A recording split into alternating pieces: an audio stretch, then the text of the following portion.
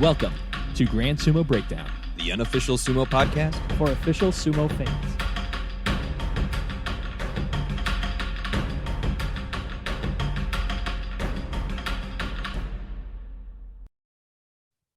Welcome to Grand Sumo Breakdown. This is Jake. This is Mac. And Thank you I'm so still much. feeling like garbage because Jared's here too, but I had a Don't thank disclaimer us for yet. the beginning. I had a disclaimer for the beginning. I still feel like garbage. We're recording this just Yeah. a couple hours after we did our recap where I had to eat that stupid chip. Thanks, Ryan. Oh, That's yeah, the one chip challenge. It's sitting real heavy. It's like I feel like I swallowed a big pointy rock or something that just jiggles around in there. You have fun when it goes in, and you'll have fun when it comes out, man. Shut up. I believe the chip comes in like a coffin-shaped box, so Yes. like you know you're gonna have a hell of a time. I don't know how I let Ryan convince me into doing that. That was a bad idea. Well, I'm going to suffer over here, but the main attraction today we have Jared Tadlock out of Dallas Sumo Club. Thank you so much for joining us, Jared. Thank you so much. So we wanted to get you on for a couple reasons. First off, I think I mentioned this when we were talking to Sake and Sumo. I definitely want to talk to you a bit about how you seem to have like the most effective like pushing and then pulling that I love that technique. I want to talk through that. Just not something we see often in amateur sumo. But don't give away all your secrets. But don't give away all your secrets. I just think it's cool and I want to ask you about it later. But Yeah, that's fair. but we also have the Cowboy Cup coming up here. This is Yes. Dallas Sumo Club's first sanctioned tournament. And that's coming up on the 11th of June in Dallas, obviously. But yeah, you can find information on that on Instagram and such. But if you can make it to Dallas on the 11th, please do so. But Hey, Jared, and if you can't make it, we're streaming it as well. So please just support us that way. You know, absolutely. any chance that you can to support sumo, even if you can't make it, is best for the sport. Absolutely. And if you just want to help out monetarily, you can send donations to grandsumobreakdown@gmail.com. Oh, yes. Absolutely.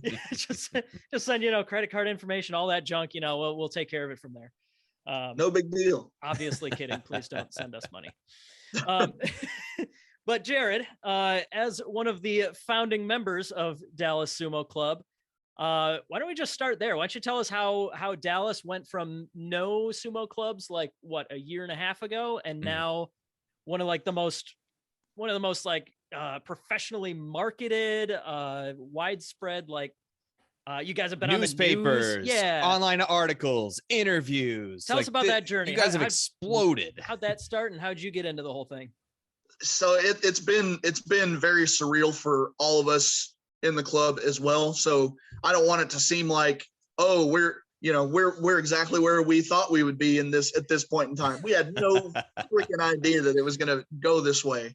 But the way that I got started was after I stopped doing pro wrestling, I was searching for sumo wrestling in the area because I like wrestling in general. I come from a wrestling background. It's fun for me. So I love doing it. So I wanted to find something that was still new to me, because I've done amateur wrestling and pro wrestling. Sumo wrestling is just different enough for me to get interested in it and still familiar in the sense that, a lot of the movements are going to translate over from, the previous things that I've done. Yeah, you're not starting from scratch, but it is still going to be new and novel and fun. Yeah. Yeah, absolutely. And I didn't expect to be competing or anything like that. I just wanted to get active again and lose some weight, and fight anxiety and depression and stuff like, everybody else tries to do. So that was the initial goal. So I just looked to see if we had anything in the Dallas area, and we didn't. So I emailed the USSF and said, hey, if you guys ever started a sumo club here in Dallas, count me in. And they pretty much put me on an email list that got sent to Tom Zabel of Mighty Eagle. And I don't know if I sat on that list for a couple of years, I'm sure. And then out of the blue in October of 2020, I got an email from Corey, who had picked up the list and said, hey, we're going to get this thing going. And I was me and Matt Jim, we were pretty much the first two people to be like, we're in. That sounds Yeah. rad. Yes, please. Yes, I'm here. Hello. Yeah. My wife was in the kitchen doing dishes, and then I was like, "Oh, hey, by the way, I just joined a sumo club." And she's like, "What?" You did what now? Yeah, exactly. Yeah. That sounds similar. Like, hey, wife, by the way, I'm starting a sumo podcast. Probably the same reaction. Like, okay, whatever, husband. Just you do you. Yeah. Just don't forget trash day is Tuesday. Yeah, Exactly. Oh man, but yeah, no, Dallas. I've been loving seeing you guys. You post a lot on Instagram. You guys stream practices and stuff like that.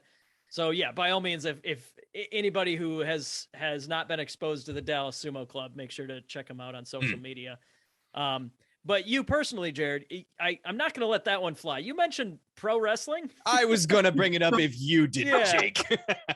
So Yeah. So go ahead. for yeah. me, I had been a pro wrestling fan my whole life.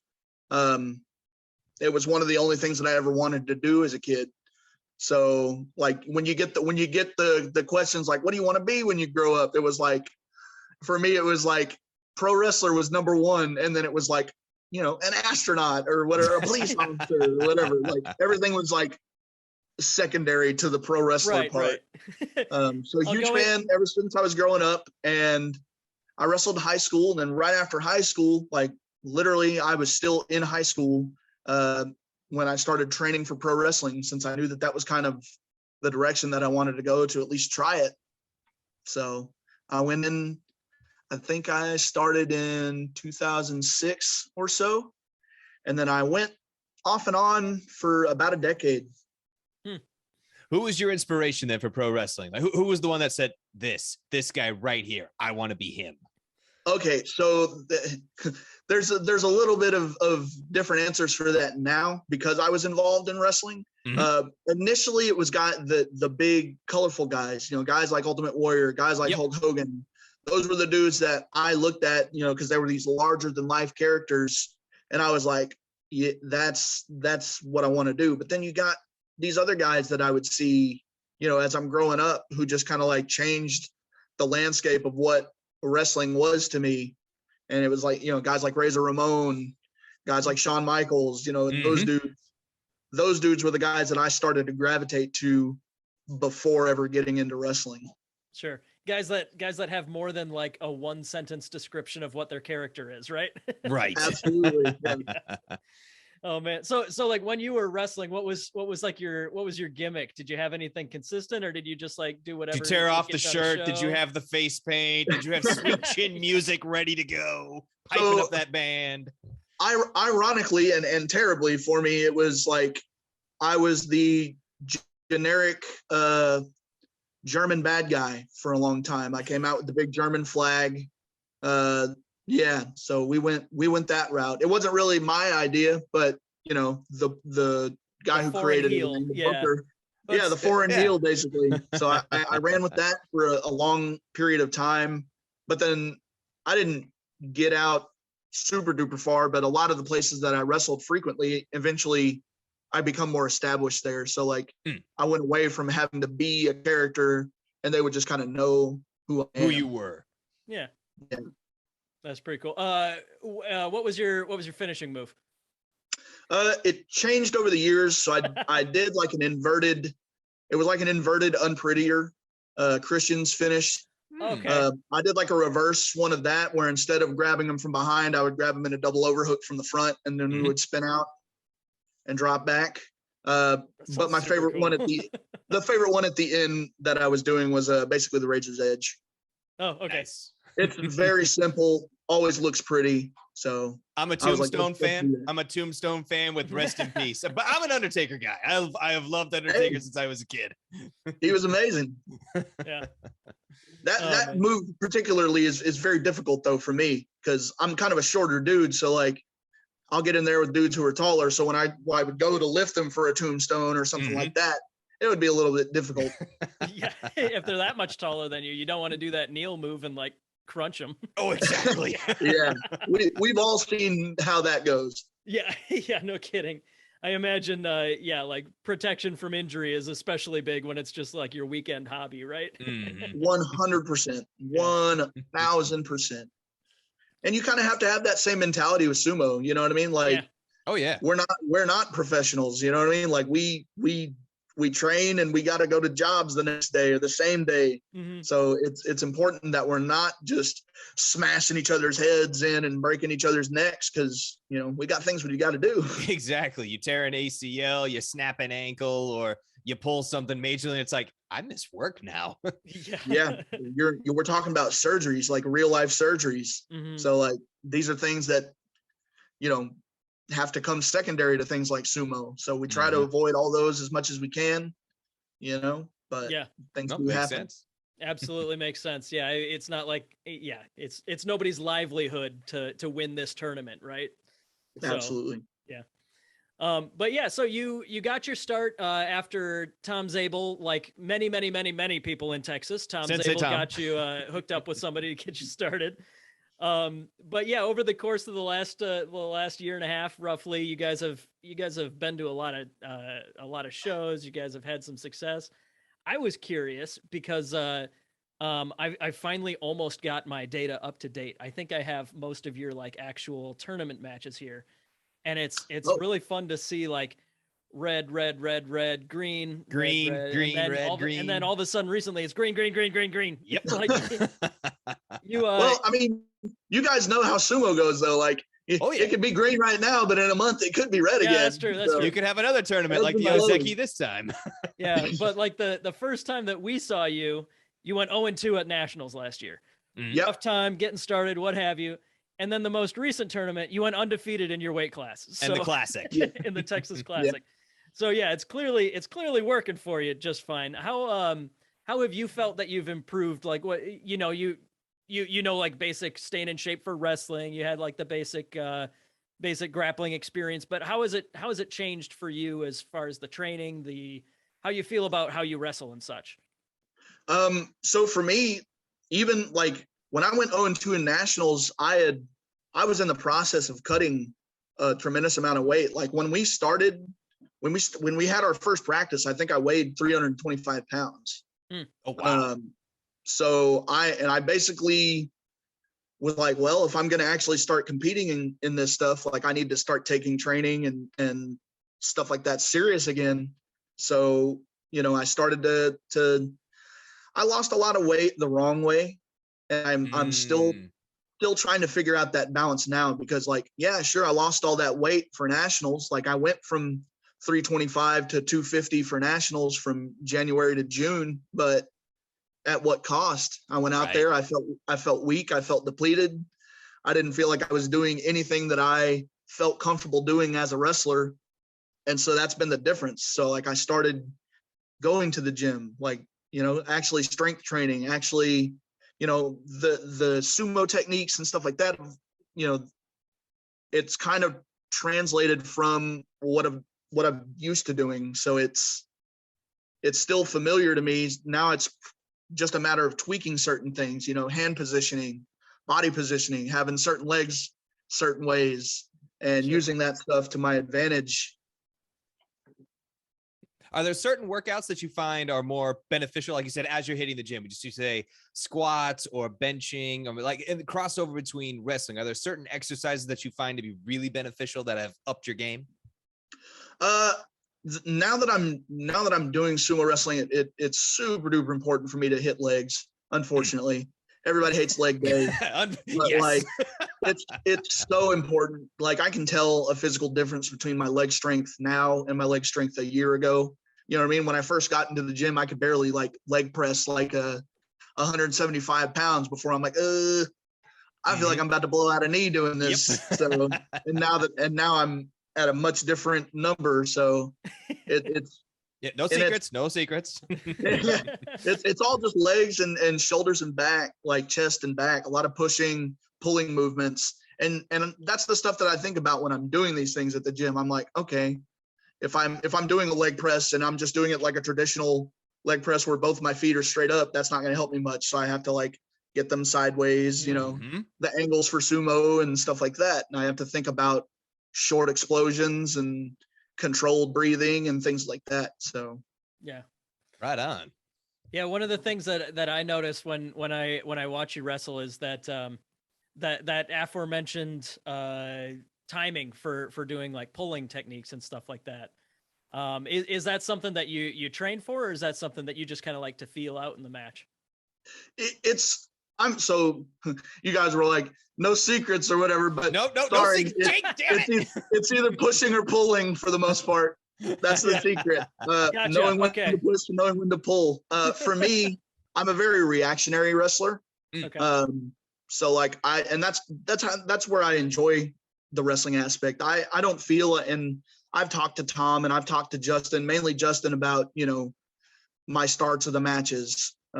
He's always been very critical in a positive way, saying, your mid game and your end game for wrestling has always been good. He's like, now we just got to get you better at the starting of it and implementing your style, which is true enough, but I feel like my style is more of a reactionary kind of guy. Like if you look at like Takara Fuji, he's not super aggressive. He's mainly like a defensive wrestler. Mm-hmm. Yeah. And that was one of the Takara Fuji, same kind of guys. Sure. Yep. Yeah, no, that's really interesting to hear. I kind of want to rewatch a couple matches from the Texas Classic where I saw that, but yeah, I think your defense is always fun Solid. to watch.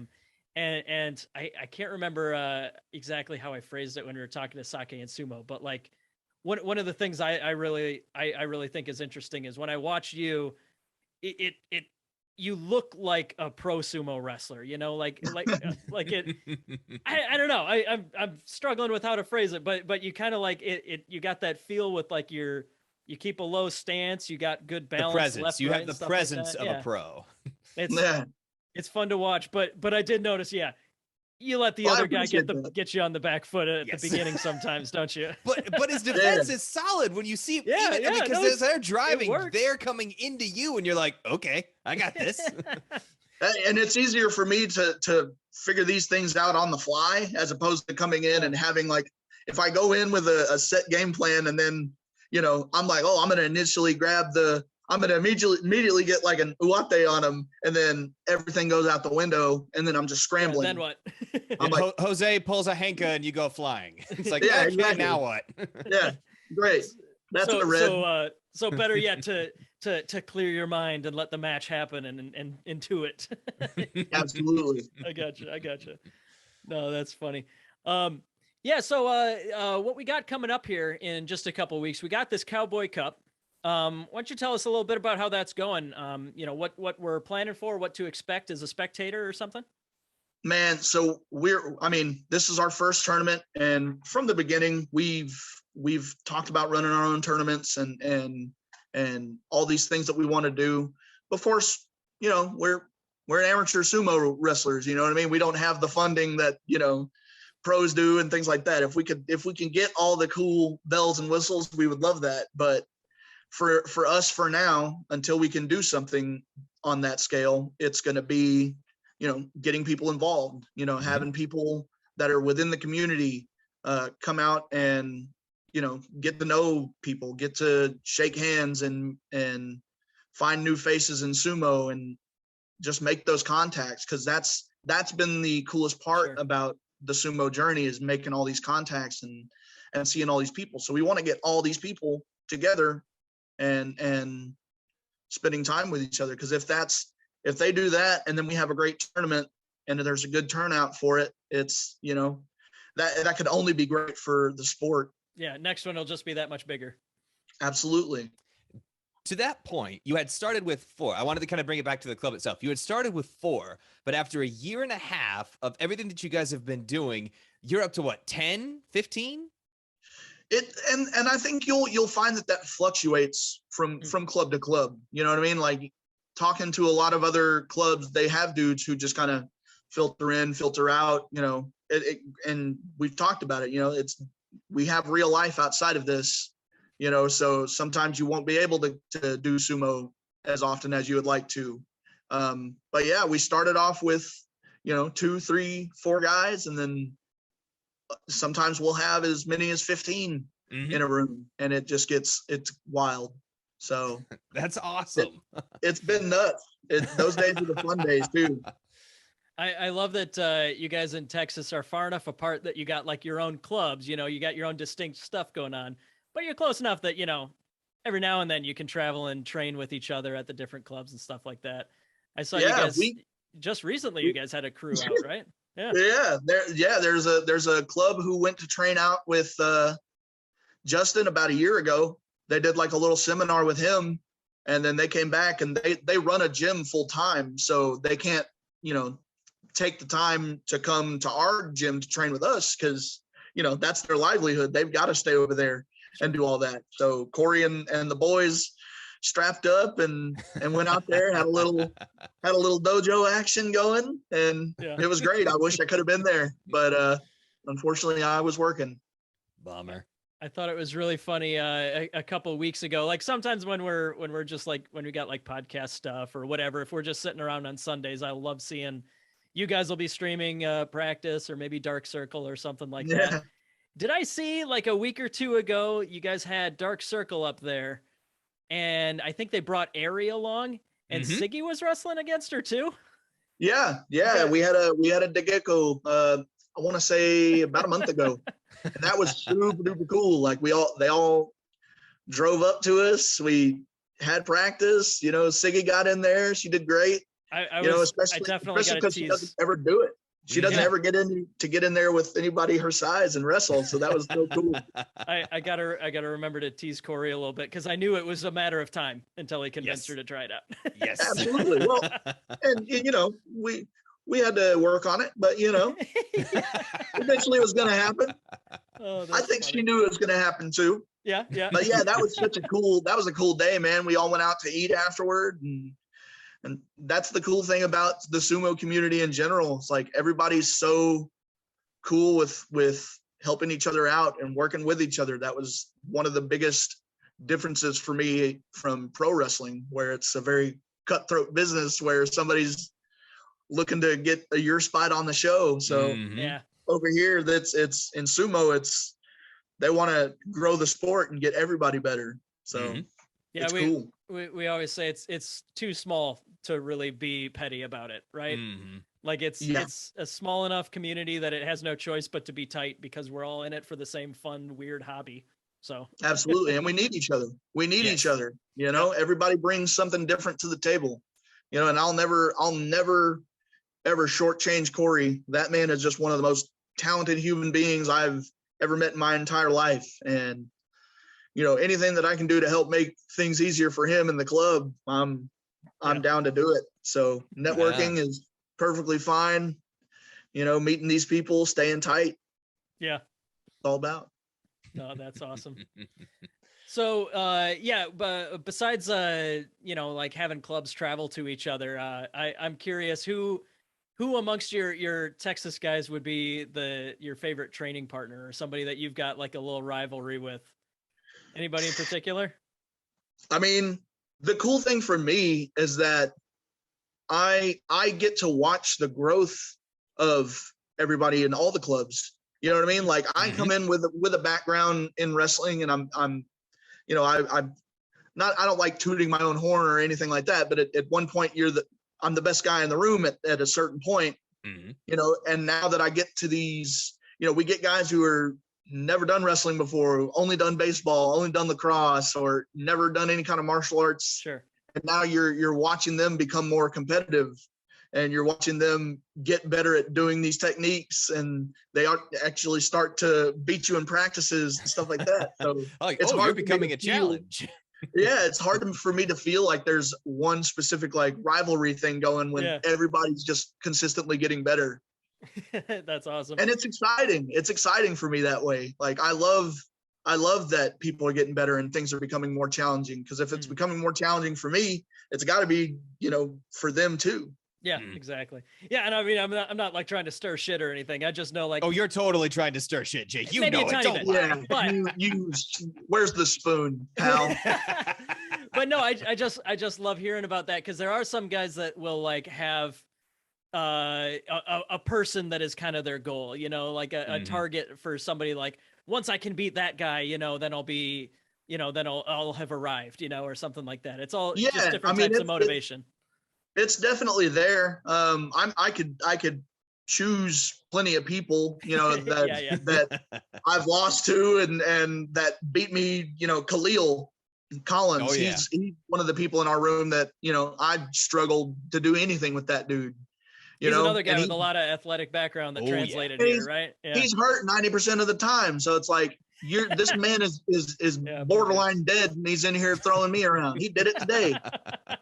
He can barely walk, and he's just like, oh hey, let me just get a double outside and just Double bulldoze outside you out grip of the ring. and goodbye. Yeah. No, that's Or like the funny. new guy that we got, Robert Westbrook. He should be competing at the Cowboy Cup, but All right. he came in. He's only had 2 days of sumo practice, and like he was beating everybody in the room. Granted, he's Wow. like 6'5" and 420 pounds Oh, of like jeez. previous football experience, but I haven't been able to beat him yet. So Yeah. All That's right. it's cool. I can't wait to see what he does, like, against these other big heavyweights. Yeah, I know there's a handful of big names traveling. I think some of the guys from California were going to try and get out there. I'm hoping that we got some Ohio guys coming down, but I guess I hadn't heard for sure on that. But either way, I know that most of the big Texas names are going to try and be there at the Cowboy Cup. One other thing, why don't we touch on real quick is professional sumo. Oh, yes. Yes. Because I know you mentioned that you didn't. Everybody's got their different path to sumo, to like trying sumo, and some people it's because they're a lifelong fan. But it sounds like you're kind of the opposite. You got into trying sumo wrestling, and now you're like, well, now I might as well watch it, right? Yeah. Well, don't get me wrong. Like, I'd say around 2002, 2003, at like 3 a.m., I would see sumo wrestling on sure. like ESPN. Oh, yeah. And I very vividly remember watching Asa Shoryu, pretty much just running roughshod around that time. Mm-hmm. And that was one of those names that I just remembered over the years, because it when I think of sumo, that's the name that comes to my brain, because that's the guy that I would see super late in the evening and just going out there destroying people. So, Yeah. But yeah, outside of that, my path to sumo was coming from trying it out and wanting to follow it after that.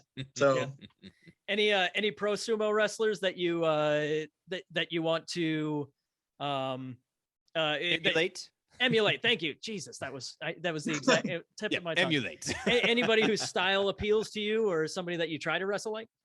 So it's not so much that I try to wrestle like anyone, just because like they're professionals for a reason, right? You know what I mean? So they're all good at every single aspect of the game. Granted, there are some who are going to be better at others in certain aspects. But I do have my favorites. Hokuto Fuji was pretty much like, he's one of my dudes. Like, I'm gonna ride or die for him in every Sumo Kaboom Bingo card. He's on my team. Every fantasy league, he's on my team. Just because that dude is just tough as nails. Takara Fuji, he was like my legs goal guys. Oh yeah. When I first started watching sumo, I was like, okay, if my legs don't look like that guy's by the end of this thing, then it'll all have been for nothing. Mm-hmm. That man was That's a chiseled high from bar. granite. That lower half is just solid rock. That's a high bar, then- a worthy aim. Yes. Yeah, and then we got obviously Yokozuna Teruno Fuji. He was pretty much one of the first people that caught my eye. I was like, man, this dude is he's big, he's strong, he's doing a lot of big throws. And what's funny is he didn't even win the boss show that I first started watching. So I didn't know anything about his journey, about him climbing up the ranks and then going all the way back down. I had no clue about any of that. And I'm just like, I like this guy. I'm going for this guy. And now he's at the top of it. So that's been pretty cool. Yeah. No, that's awesome. You get to follow him straight to the top there over a couple boss show. That's awesome. Well, it's so funny because it's like, sumo wrestling's only been around for a couple of years, right? It's not like it's not like there's that much history to it, right? Oh no, not too much. No, totally. Yeah. So I'm still learning. I'm still going back and watching, old matches and things like that. So there's so much to know and there's so much to love about sumo. That's that's why I'm all in for it. You know, that I'm in this thing for the long haul. Even if I can't compete, you know, I'm going to be looking to help train or do whatever I can to help the sport grow from there too. So absolutely. Right on. Well, your trajectory is looking pretty solid. Absolutely. Yeah, going 0-2 at last year's nationals. Then you went roughly 50-50 at the Mighty Eagle team tournament. I got you there. Your team did pretty okay there. And then, yeah, the Texas Classic in February, winning, going undefeated in your weight class. Yep. And let's see, open weight. You got 2 wins over other light heavyweights, and then you had 2 very justifiable losses to like 2 of the best 3 guys that were there. I wouldn't feel bad about them by any means. I'll say that. I have a picture of me standing next to the both of them, and it's like it looks like, you know, a son and his 2 giant uncles or something like that. And I'm just like, yeah, these are the 2 guys that beat me. Yeah. When I show people, and they're like, oh, okay, okay, that makes sense. Yeah, that's makes sense. Yeah. Gil Della Torre and Steve Smith, who went on to go. I think, did they go 1-2 or 2-3? I can't remember, but either way, they both. Those 2 were on the podium with Angel, and just they monstrous dudes, huge guys. Oh my god. But yeah, Jared, we will be seeing you at the Cowboy Cup again. That is June 11th in Dallas. Let's see, how can people get in touch? How can people find more on the Cowboy Cup and find more on you? So, Facebook, Instagram, all the major social media sites, you can find a lot of that information through the Dallas Sumo Club. They've got links for us for both participants and spectators. So if you just go there, you can follow all the links. You can purchase tickets. You can purchase T-shirts, things like that. So that's the best way. If you guys follow along on that social media stuff. If you don't necessarily follow the social media stuff, there is a link tree that you can find on one of those. So if you don't really mess with Instagram, but you can at least pull up the Dallas Sumo Club, you might be able to find something there that will take you to something that you're a little bit more familiar with. Yeah. No, there's I just plugged it into Google to see what popped up, and there's plenty of results. You'll find it. Yeah. You'll find it. But we've successfully replaced the inflatable sumo suits. Hey, nice. that was a big thing for us. Yeah, push that garbage down the Google sheet. Yeah, you guys are. Even the third link here is the time you guys were in Texas Monthly. That's awesome. Well, cool. Thank you so much for joining us, Jared. And like I said, we'll see you again real soon at the Cowboy Cup. Yes, I can't wait. It'll be great to see you guys again. I know during nationals we didn't interact a whole lot. I'll be honest. Yeah. It was just me and Jonathan Flowers, and we felt like, you know, ducks out of water without Corey there to kind of be our social butterfly and you know, mingle for us and things like that. So. And to be honest, we were the same. We were like, okay, who do we go talk to? Like, I know of these people, but like, do they want to talk to us? Like, we want to talk to them, but will they talk back? Yeah. No, you guys y'all were all over the place on there too. So like, I'm watching you guys. Like, I'm like, yeah, they're moving. I'm so glad that we were able to make it to that one and get to know you guys better over the next couple tournaments here too. Cause like when we went down there, we were like, I don't know, let's just watch the national tournament. And we left and we're like, okay, how do we restructure our show so that we can talk to more of these Americans? Yeah, because that's where the real gold is. Like anybody, so like you can watch tournaments and stuff like that, the streams, but like getting to know the people and know the wrestlers is the real gold. Meeting people, shaking hands, getting those sweaty hugs, like you just gotta love it. That's it. Anybody who hasn't yet, make sure you get to an amateur American sumo wrestling tournament sometime. It is a blast. And hug your local rickshaw while they're in their full Mawashi right after a match. Hug your local rickshaw. As soon as they're finished with Keiko, just give them a big old hug. Yeah. Bring a spare T-shirt. But other than that, if you want, you can strap on a Mawashi and hug them for real. There you go. You know, competitive hugging. Yeah, that's it. Aggressive hugging. Oh man. Well, yeah. Thanks again for joining us, Jared. Thank you so much, guys, for having me. Cowboy Cup, June 11th. Got to say it at least one more time. On your current trajectory, Jared will probably win every single match, even in other weight classes. So we'll see. Podium, nothing but podium, top podium. No pressure. No pressure.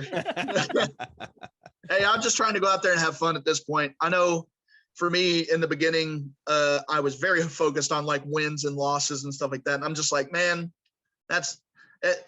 Now that I'm a year and a half in, I'm a grizzled veteran and whatnot, I'm like, yeah, that's for the birds. I just want to go out there and have fun. Let's go have fun. Yeah, you're the graybeard now. You got there you go. Raising young chicks under your That's highly right. successful wing. Thank you so much. Thank you for listening to Grand Sumo Breakdown. Until next time, Throw your salt high. and keep moving forward.